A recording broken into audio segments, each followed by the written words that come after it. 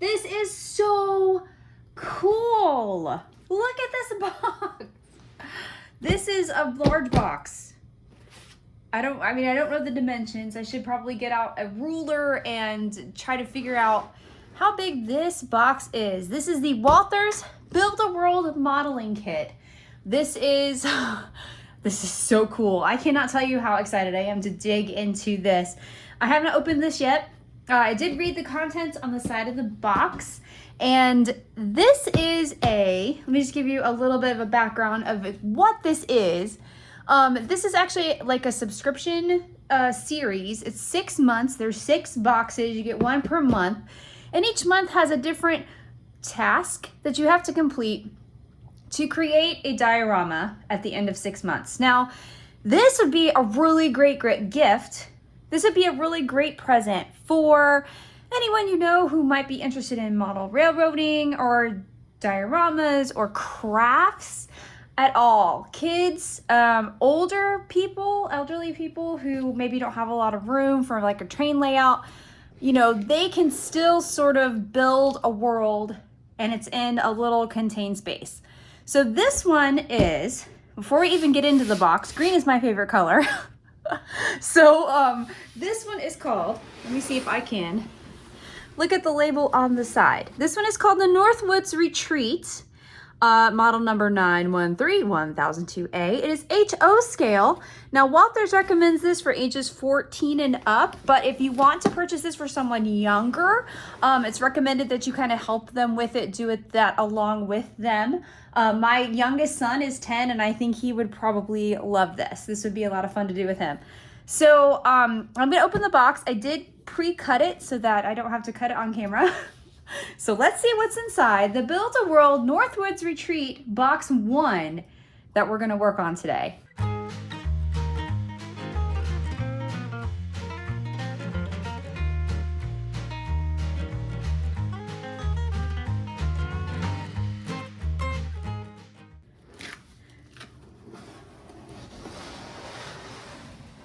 Oh, it hit my camera. All right, we're gonna do this a little different. All right, let's see what's in here. The first kit that you get in the Walthers Build-A-World series for the Northwoods Retreat. There are other series kits that you can purchase. This is the one that we have. Some cool air, obviously. All right, so it's supposed to come with everything that you need to do your entire 6 months kit. So I would presume that a lot of these supplies you probably don't want to lose, and you don't want to, you know, use up too quickly, because you're probably gonna need to spread it out amongst the whole 6 month kits. Now, I'm doing this at my kitchen table. Welcome to my kitchen. Because I think that the people who would buy these kits, the parents, the grandparents, and you know, the kids who would be interested in this are probably going to be doing this on their kitchen table. So you may want to also make sure that you protect your kitchen table. I have a little like mat right here, like a self-healing mat. I don't really care if it gets glue or paint or whatever on it. You might want to use like a drop cloth or a tablecloth or something that you know your mom's not going to care if it gets messed up. So make sure that that's protected. You don't want to mess up your kitchen table. All right, so we have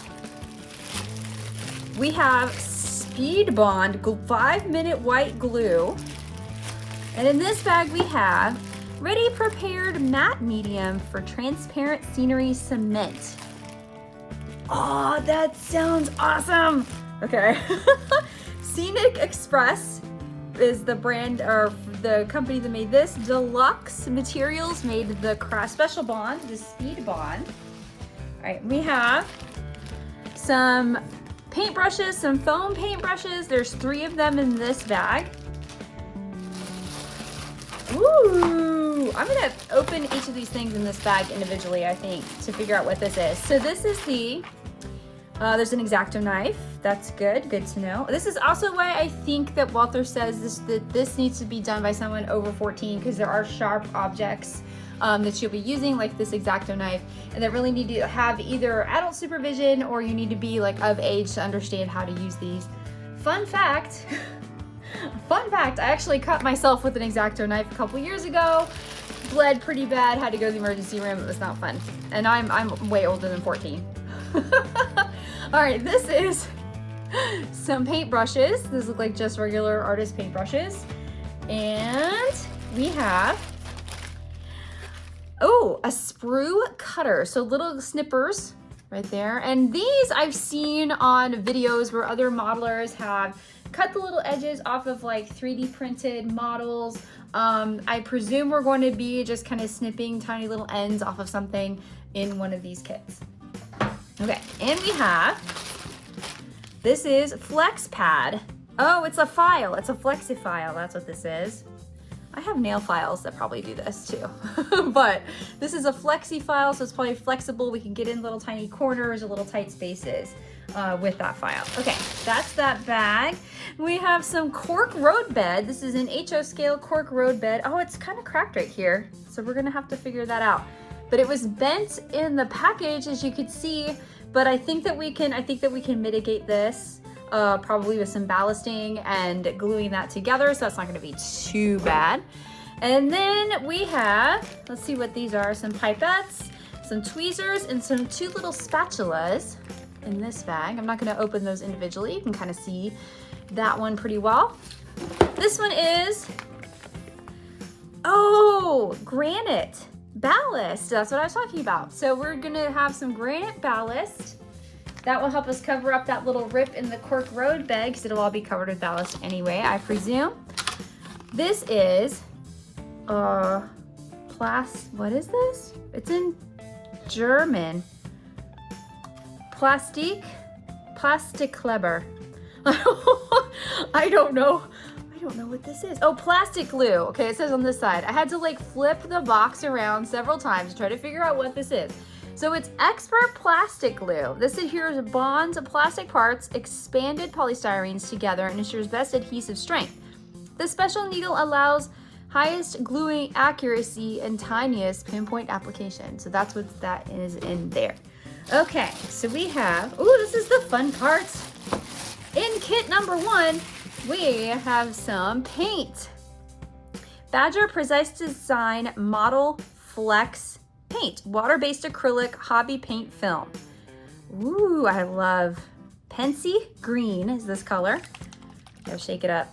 I can see it's kind of separated just from sitting in a box. I'm sure this was sitting in a warehouse somewhere, just waiting to be sent to my house to be loved. All right, next in this bag, I think I'll just dump this out. And we have, oh, I recognize this. You can get this at like Hobby Lobby or Joann's or Michael's or your favorite craft store. This is just black acrylic paint by the company Apple Barrel. This is Delaware and Hudson Gray. As you can see, that's also separated a little bit, so let's make sure we shake that really well too. I need to get a paint shaker, I think. Flat white, made by the Badger Company also. So there you go, some white paint. And then we get a piece of HO Flex Track, HO scale Flex Track to set our little trains on, so should we so desire to in our diorama. All right, we're gonna build our first kit in the Walthers Build-A-World's Northwoods Retreat series. And I have pulled out the 1-inch foam right here. There are 2 pieces of foam. There's one that's a little thicker, it's a 3-inch, and this is the 1-inch foam. And the first thing the instructions say are use a ruler. I don't have a ruler. So I'm reading along with this one right here. And there's a little diagram that says, represents the edge of the foam base and placement of foam ridge as well as cork road bed and track. So we're preparing the ridge base, and so we have to cut little strips. And then you're gonna stack 3 of those strips on top of the larger base.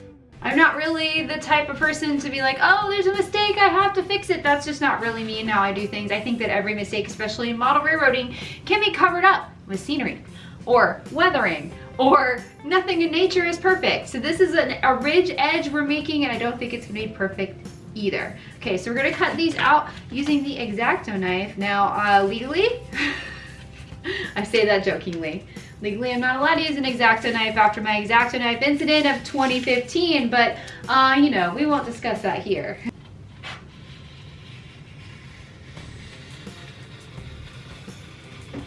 This is my concentration phase.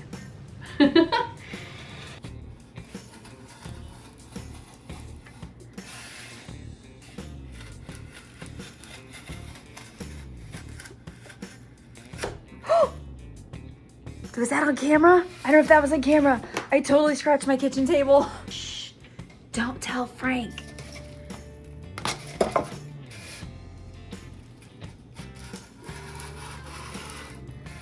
There really is a rough edge to it anyway. I don't know, or you could flip it over and measure the other side.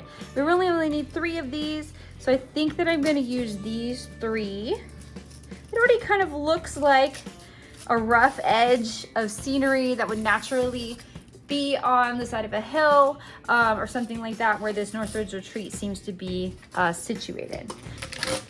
All right, so I have dug out the Special Bond white glue.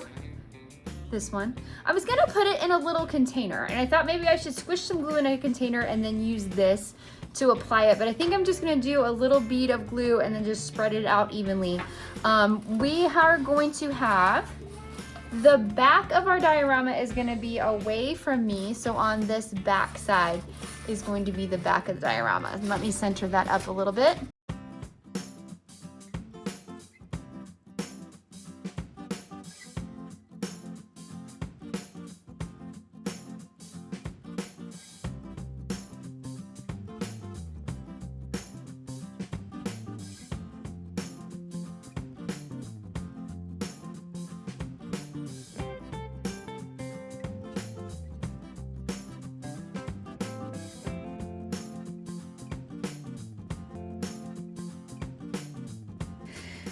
This says, lay down the length of cork roadbed along one of the long edges of foam, as shown in figure 1. Okay, so this is all the way up to the edge is where they want the cork roadbed to be. And since ours is already kind of cracked on that side, I think I'm gonna start with this side. And now luck would have it, the crack falls just past where we want this to be on our diorama. So I'm gonna center that up in the camera a little bit so you can see that better. So we want this to go all the way up to the edge. So lay down the length of cork along the long edges of the foam base. Use a pencil to mark where the roadbed overhangs the base. Use a hobby knife to trim the end of the cork roadbed. Scissors or utility knife can be used as well. Okay, which seems to be right here. And I don't think this has to be quite so exact either. Since it's flex track, we could probably cut off a piece. This is probably not ever going to be a powered track. This is just a display piece. We're not really gonna run trains on it. So if it doesn't really line up with the edge, we can put a little stop on it. We can put a hedge in front of it, something that makes it look like maybe the tracks have been abandoned. We can make it look like whatever we want. I don't think that this has to be exact either. So I don't want to cut this on top of the diorama. I'm going to scooch this out of the way. We're going to cut it on our self-healing mat right here. And if I can see the line, it's right here. It's kind of hard to see. It's pretty faint. I'm going to move this up too, so everyone can take a look, and we're gonna cut the cork roadbed. So we're gonna cut the piece out that was broken anyway. So they give us a little bit of slack if we have it centered where we want it. We're gonna wanna mark where the middle line is on both sides. So we're gonna go this side too, mark where the middle line is on this side, and then use our cork roadbed as a straight line to go from that little mark to that little mark. I can line it up right. And that's our center line of our track. It does look a little bit wonky. I don't know if that's exactly straight, but it does kind of seem to be, the center line is 1.5 lengths. So like this is a full length on this side and this was like a half a length on this side. So maybe that's kind of more of what it looks like there. Helps to read ahead a little bit. So I was really confused, like why do we have the cork roadbed if we're just gonna split it apart, glue it back together and stick it back on? Because as you can see, I don't know if it comes across very well, but when you split it, there's kind of a beveled edge that has a little bit of arching, and then there's like this factory cut straight edge. And we want the straight edges to be together. So you're kind of splitting it apart very gently and combining it so the straight edges that are sort of factory cut are together, and then the beveled edges will be on the side. Okay, so that's really what we're trying to do. And the reason why we marked the center line is because we're going to glue this track back on according to the center line because we want the straight edges to be along the center line. I feel like that was a little too specific. They maybe could have said to do that a different way because I had to read it like 3 times before I really understood what they were trying to accomplish with this process and with this particular step. So I don't know if that's just me.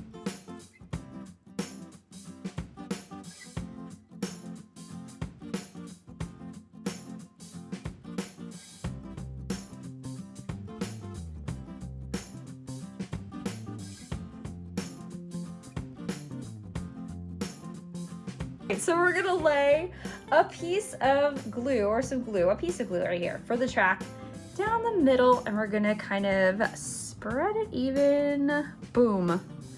On the center, spread the glue. It's gonna dry clear. Okay, so we'll spread it out right here. There we go. And I think also because the glue is just not, it's not quite sticking and it's still really tacky and movable. So if you wait to let it dry before you move on to this next step, you don't risk moving the cork road bed. And I think that that probably has a lot to do with why they suggest that you should let it dry before moving to this next step. So I grabbed a plastic spoon that I had in the kitchen.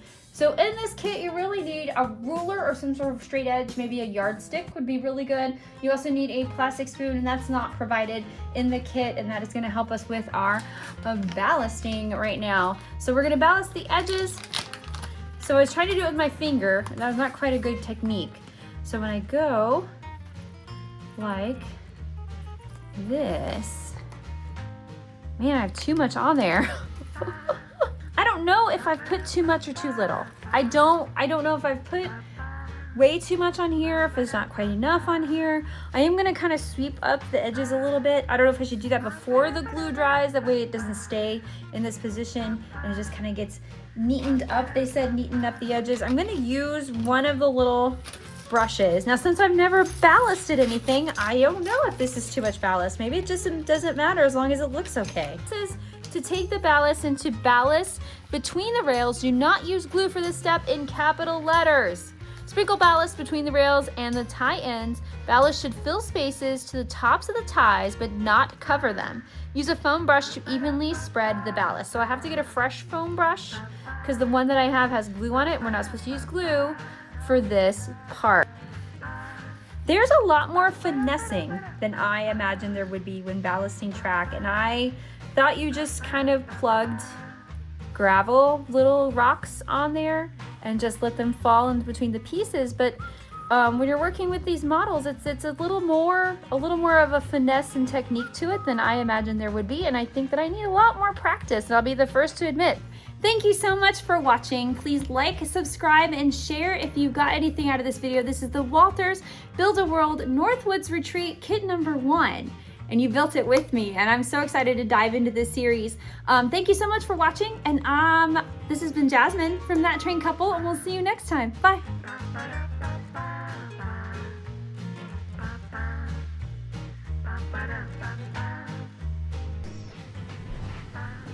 Oh, can I do this standing up? That's the question. I'm gonna have to